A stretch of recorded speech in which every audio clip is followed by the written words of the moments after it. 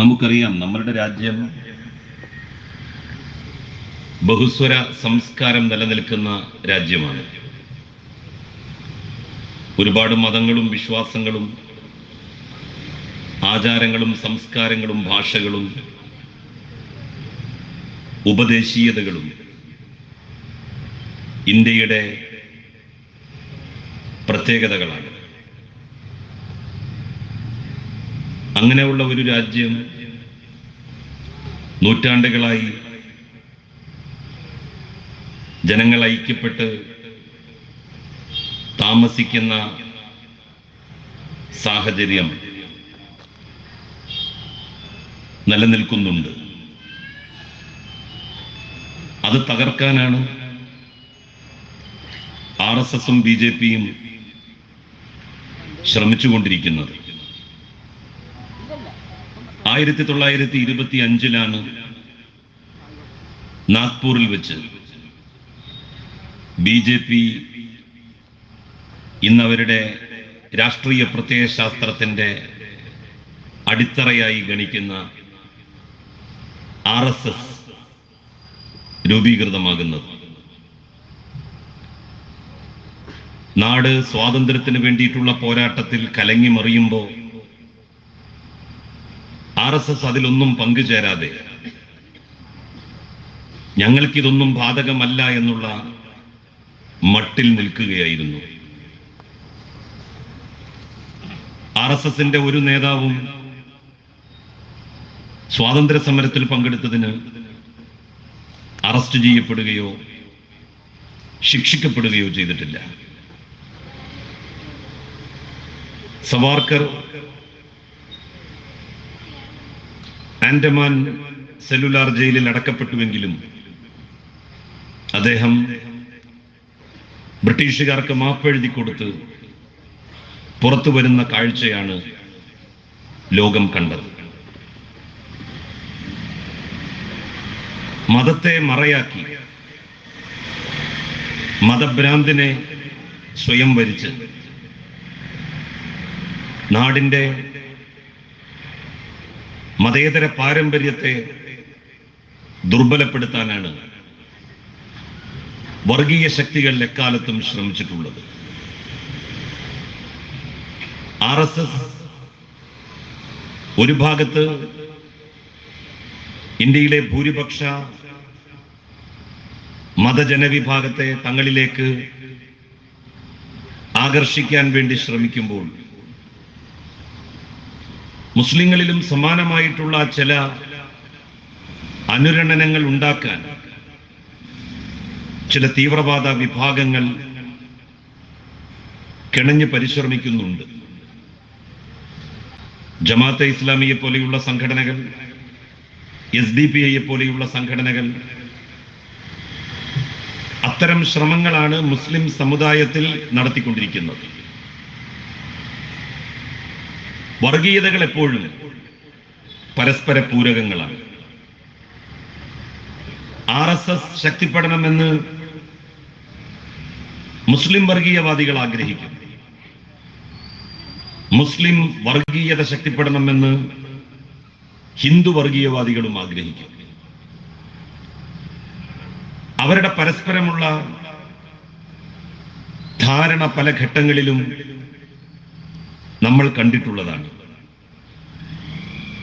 ശക്തമായ RSS വിരുദ്ധത ഈ രാജ്യത്ത് ഉയർത്തിപ്പിടിക്കുന്നത് കമ്മ്യൂണിസ്റ്റ് പാർട്ടിയാണ്. RSSകാര് അവരുടെ കണ്ണിലെ കരടായി കാണുന്ന ഏക രാഷ്ട്രീയ വിഭാഗവും കമ്മ്യൂണിസ്റ്റുകാരാണ്. അതുകൊണ്ട് തന്നെയാണ് ഗോൾവാൾക്കർ വിചാരധാര എഴുതിയപ്പോ രാജ്യത്തിന്റെയും ഹിന്ദു വിഭാഗത്തിന്റെയും ശത്രുക്കളുടെ പട്ടികയിൽ കമ്മ്യൂണിസ്റ്റുകാരെയും ഉൾപ്പെടുത്തിയത്.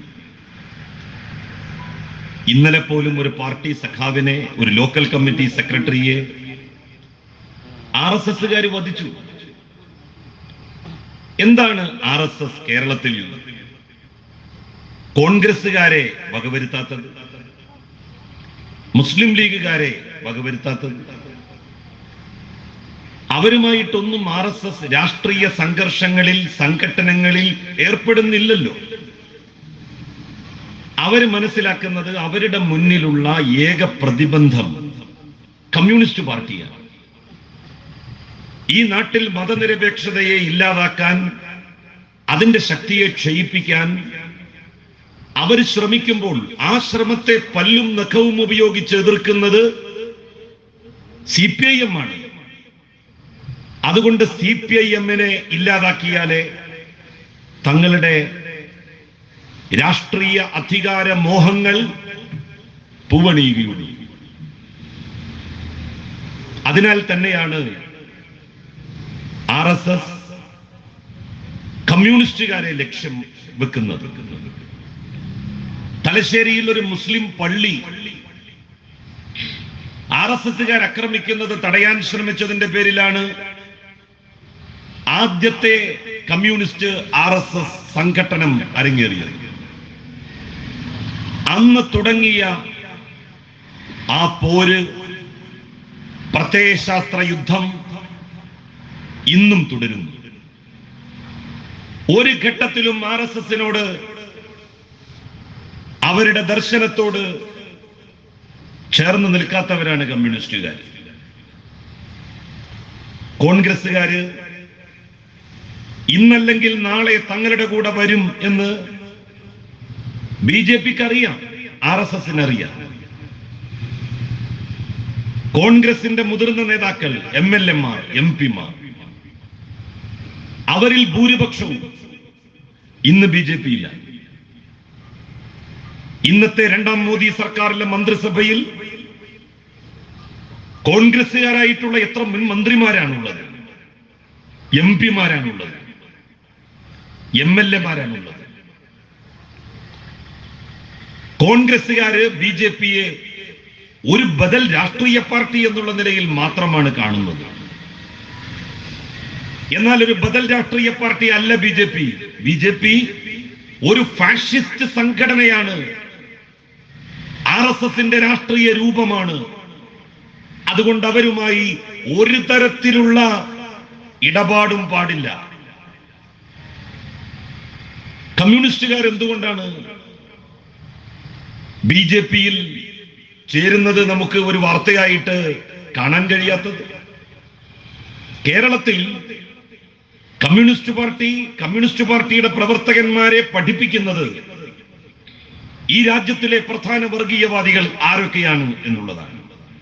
നിങ്ങൾ ആരായാലും ഒരിക്കലും നിങ്ങളൊരു ഹിന്ദു വർഗീയവാദിയോ മുസ്ലിം വർഗീയവാദിയോ ആകരുത്.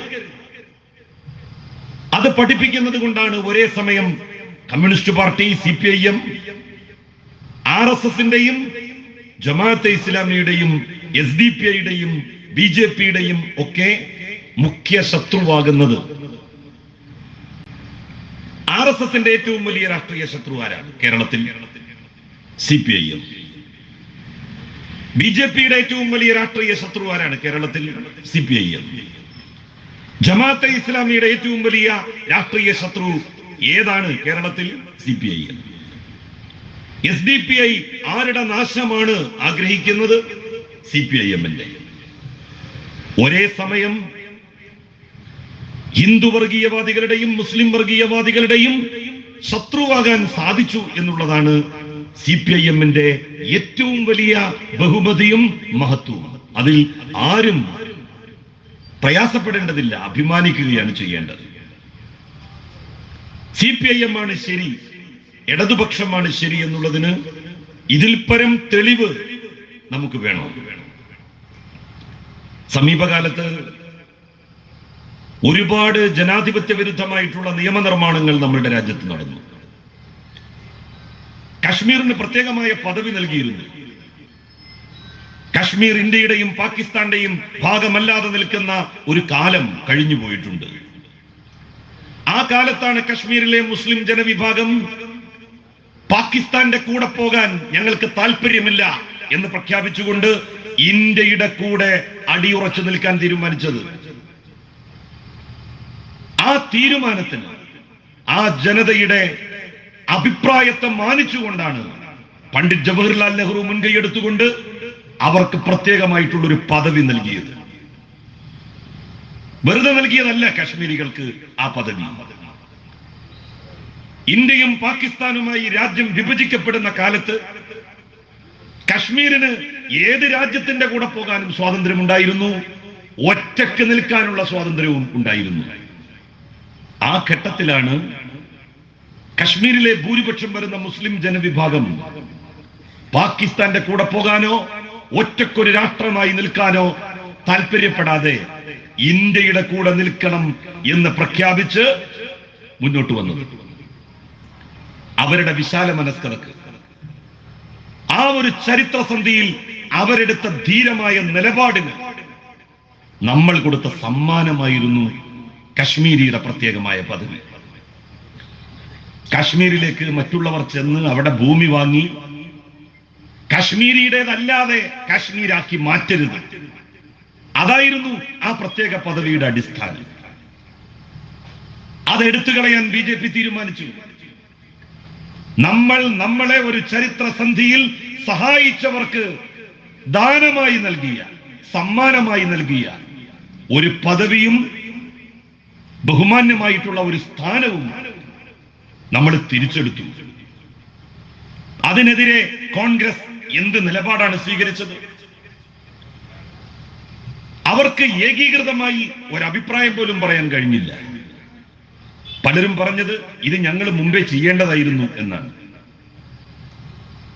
കശ്മീരിയുടെ പ്രത്യേകമായ പദവി എടുത്തു കളഞ്ഞതിനെ ഇന്ത്യയുടെ പാർലമെന്റിനകത്തും പുറത്തും ശക്തമായി എതിർത്തത് കമ്മ്യൂണിസ്റ്റ് പാർട്ടിയാണ്, CPIM ആണ്. ഇതൊരു വഞ്ചനയാണ്. കശ്മീർ ജനത ഒരു ചരിത്രഘട്ടത്തിൽ അവർക്ക് സ്വന്തമായി എന്ത് തീരുമാനവും എടുക്കാൻ കഴിയുന്ന ഒരു സമയത്ത് ഇന്ത്യയുടെ കൂടെ നിൽക്കാൻ തീരുമാനിച്ചതിന് നമ്മൾ കൊടുത്ത പാരിതോഷികം, നമ്മൾ കൊടുത്ത സമ്മാനം തിരിച്ചെടുക്കരുത് എന്ന് കമ്മ്യൂണിസ്റ്റ് പാർട്ടി പറഞ്ഞു. കോൺഗ്രസ് ആ കാര്യത്തിൽ ഒരു ഏകീകൃതമായിട്ടുള്ള അഭിപ്രായവും പറഞ്ഞില്ല. മുത്തലാഖ് ബില്ല് വന്നു. ഭാര്യയെ മൊഴി ചൊല്ലുന്നത് ആര് ചൊല്ലിയാലും തെറ്റാണ്. മുസ്ലിം ചൊല്ലിയാലും ഹിന്ദു ചൊല്ലിയാലും ക്രിസ്ത്യാനി ചൊല്ലിയാലും. പക്ഷെ മുത്തലാഖ് ബിൽ എന്താണ്? തന്റെ ഭാര്യയെ മൊഴി ചൊല്ലുന്ന മുസ്ലിം പുരുഷന് മാത്രം 3 വർഷത്തെ കഠിന തടവ് ശിക്ഷ വിധിച്ചുകൊണ്ടുള്ള ബില്ലാണ് മുത്തലാഖ് ബില്ല്. കമ്മ്യൂണിസ്റ്റ് പാർട്ടി എന്ന് ചോദിച്ചു, ഇതെന്ത് നിയമമാണ്? നിയമത്തിന്റെ മുമ്പിൽ എങ്ങനെയാണ് ജനങ്ങൾ വ്യത്യസ്തരാകുന്നത്? ഒരു ഹിന്ദു മതവിശ്വാസി തന്റെ ഭാര്യയെ മൊഴി ചൊല്ലിയാലും, ഒരു മുസ്ലിം തന്റെ ഭാര്യയെ മൊഴി ചൊല്ലിയാലും, ഒരു ക്രിസ്ത്യാനി തന്റെ ഭാര്യയെ മൊഴി ചൊല്ലിയാലും, ഒരു മതത്തിലും വിശ്വാസമില്ലാത്ത ഒരു ഇന്ത്യൻ പൗരൻ തന്റെ ഭാര്യയെ മൊഴി ചൊല്ലിയാലും ഒരേപോലെയല്ലേ കാണേണ്ടത്? അവർക്കെല്ലാവർക്കും 3 കൊല്ലത്തെ ശിക്ഷ കൊടുക്കുന്നു എങ്കിൽ ഞങ്ങൾ അതിനനുകൂലിക്കുന്നു. ഇത് മുസ്ലിങ്ങൾക്ക് മാത്രം അവരുടെ ഭാര്യമാരെ മൊഴി ചൊല്ലുമ്പോൾ 3 കൊല്ലത്തെ ശിക്ഷ വിധിക്കുന്നത് എന്ത് നീതി? ആ ചോദ്യത്തിന് ഉത്തരം നൽകാൻ BJPയുടെ സർക്കാരിന് സാധിച്ചില്ല. അവിടെയും കോൺഗ്രസ് പതറി നിന്നു, പരിങ്ങി നിന്നു. ഏകീകരിച്ച ഒരു അഭിപ്രായം അവർ പറഞ്ഞില്ല. പൗരത്വ ഭേദഗതി നിയമം വന്നു ഇന്ത്യയുടെ പാർലമെന്റിൽ. രാജ്യം വിഭജിക്കപ്പെട്ട സമയത്ത് പല കാരണങ്ങൾ കൊണ്ടും പാകിസ്ഥാനിലേക്ക് പോയവർ കുറച്ചു വർഷം കഴിഞ്ഞപ്പോ അവർക്ക് മനസ്സിലായി, ഞങ്ങൾക്ക് ഈ നാട് ചേരുന്നതല്ല, ഞങ്ങളുടെ വേരുകൾ അങ്ങ് ഇന്ത്യയിലാണ്. അവരുടെ കുടുംബങ്ങൾ, ബന്ധുമിത്രാദികൾ അവരിവിടെ ഉണ്ടായിരുന്നു. ബംഗ്ലാദേശിനെ മോചിപ്പിക്കാൻ വേണ്ടി നടന്ന യുദ്ധകാലത്ത് ലോകത്തിലെ ഏറ്റവും വലിയ അഭയാർത്ഥി പ്രവാഹം ഇന്ത്യയിലേക്കുണ്ടായി. പാകിസ്ഥാനിൽ നിൽക്കാനല്ല മുസ്ലിങ്ങൾ തീരുമാനിച്ചത്. അവർ ഇന്ത്യയിലേക്ക് മടങ്ങി വന്നു. അവരുടെ വേരുകൾ അവരന്വേഷിച്ചു. ഇന്ത്യ അവരെ ഇരു കൈകളും നീട്ടി സ്വീകരിച്ചു.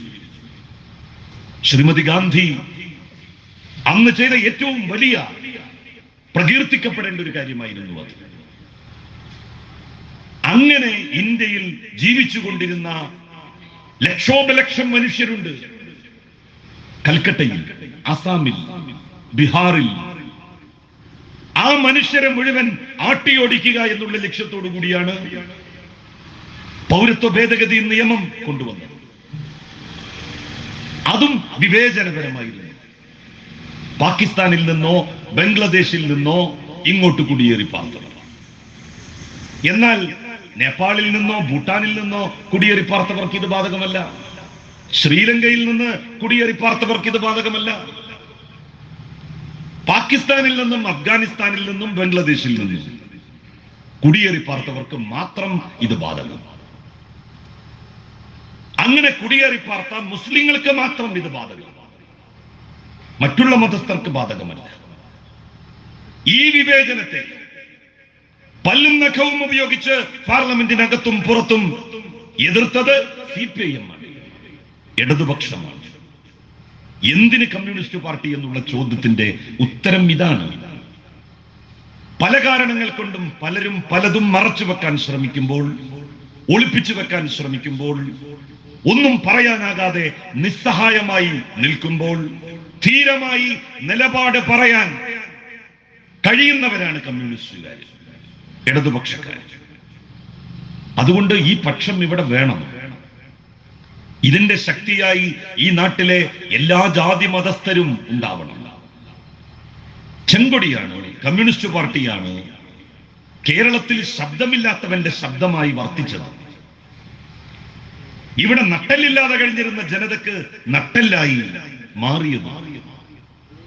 ജാതിക്കോമരങ്ങൾ ഉറഞ്ഞു തുള്ളിയിരുന്ന ഒരു ഇന്നലെയിൽ നിന്ന് എല്ലാവരും മനുഷ്യരാണ് എന്നുള്ള വലിയ മുദ്രാവാക്യത്തിലേക്ക് കേരളത്തിലെ പൊതുസമൂഹത്തെ വഴി നടത്തിയത്.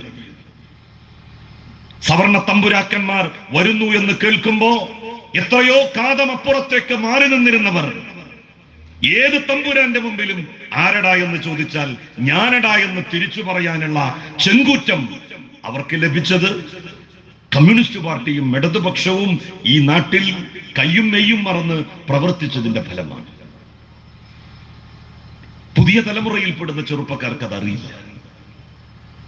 അവരവരുടെ മുത്തശ്ശിമാരോട് മുത്തശ്ശന്മാരോട് ചോദിക്കട്ടെ, ഉപ്പമാരോട് ഉപ്പൂപ്പമാരോട് അന്വേഷിക്കട്ടെ, എന്തായിരുന്നു ഇവിടെ മുമ്പ്.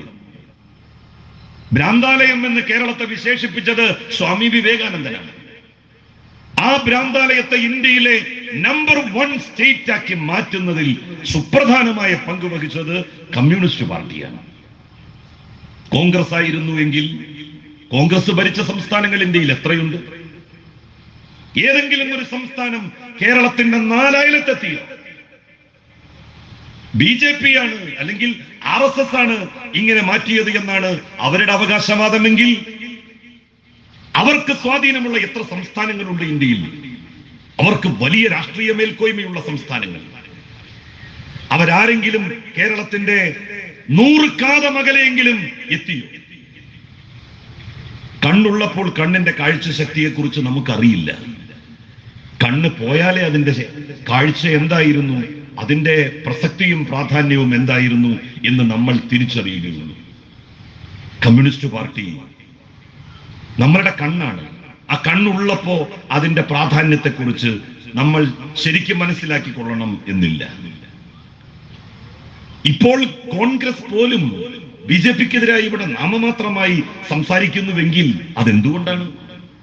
BJPയെ അടച്ചാക്ഷേപിക്കുവാനും BJPയെ ഇഞ്ചോടിഞ്ച് അവർക്കെതിരായി പൊരുതാനും കരുത്തുറ്റ കമ്മ്യൂണിസ്റ്റ് പാർട്ടി ഇവിടെയുണ്ട്. അതുകൊണ്ടാണ് അവരിവിടെ നാമമാത്രമായിട്ടെങ്കിലും മതനിരപേക്ഷതയെ പുൽകുന്നത്. അല്ലെങ്കിൽ UPയിൽ സംഭവിച്ചതുപോലെ സംഭവിക്കും. ബാബറി മസ്ജിദ് തകർത്ത് തലസ്ഥാനത്ത് രാമക്ഷേത്രം പണിയാൻ വേണ്ടി RSSഉം BJPയും തീരുമാനിച്ചപ്പോ കോൺഗ്രസ് എന്താ പറഞ്ഞത്? പുതിയ ക്ഷേത്ര നിർമ്മാണത്തിന്റെ ചടങ്ങിലേക്ക് ഞങ്ങൾ ക്ഷണിച്ചില്ല. വലിയ കാര്യമായിപ്പോയി. കോൺഗ്രസിന്റെ ആക്ഷേപം അതായിരുന്നു, ഞങ്ങളെ ക്ഷണിച്ചില്ല ആ ചടങ്ങിലേക്ക്, ഞങ്ങൾ അതിന് എന്ത് സംഭാവനയും ചെയ്യാൻ തയ്യാറാണ്. എന്നിട്ട് കോൺഗ്രസ് അതുകൊണ്ടും നിർത്തിയില്ല. ശിലാപൂജ കോൺഗ്രസ് മാത്രം സംഘടനാ തലത്തിൽ സംഘടിപ്പിച്ചു. എന്നിട്ട് രാമക്ഷേത്ര നിർമ്മാണത്തിന് ഞങ്ങളുടെ സംഭാവന എന്ന് പറഞ്ഞുകൊണ്ട് അയച്ചു കൊടുത്തു.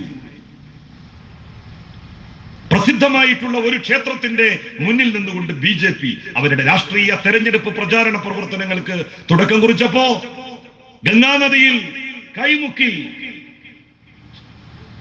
പ്രിയങ്ക ഗാന്ധി കോൺഗ്രസിന്റെ രാഷ്ട്രീയ പ്രചാരണ പ്രവർത്തനങ്ങൾക്ക് തുടക്കമിട്ടു.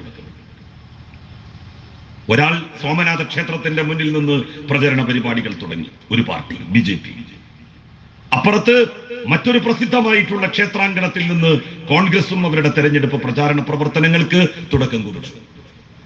ഇതാണ് കോൺഗ്രസ്.